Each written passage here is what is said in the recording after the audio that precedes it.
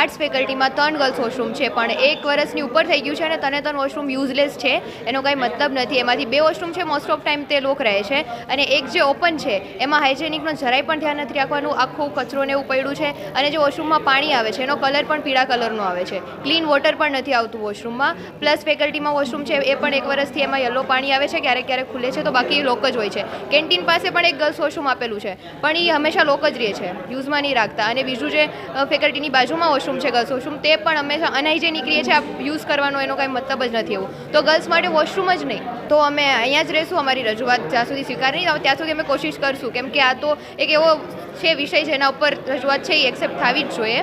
આપણા સૌના ધ્યાનમાં જ છે કે છેલ્લા 4 વર્ષથી અમે આર્ટ્સ ફેકલ્ટીમાં ગર્લ્સ વોશરૂમ બહુ ગંદા છે, અંડર કન્સ્ટ્રક્શન છે, અને અડધા તો બંધ જ છે, અને અડધા સ્ટાફ માટે લોક મારેલા છે. તો આર્ટ્સ ફેકલ્ટીમાં જ્યાં મોટાભાગના બહેનો અભ્યાસ કરતા હોય છે, તો એ ફેકલ્ટીના બહેનો જાય ક્યાં? એટલે એ વિષયને લઈને અમે ડીન મેડમને આજે બહુ શાંતિપૂર્વક રજૂઆત કરવા આવ્યા છે કે છેલ્લા 4 વર્ષથી આ વિષય છે. લાસ્ટ યર અમે મીમ્સ પેમ્પલેટ વિતરણ કરીને બી અહીંયા વિરોધ પ્રદર્શન કર્યો હતો. એની પહેલાં મેડમને બદામ ખવડાવીને બી અમે આની પહેલાં વિરોધ પ્રદર્શન કર્યો હતો, પણ હજી સુધી એ વિષયનું નિરાકરણ આવ્યું નથી.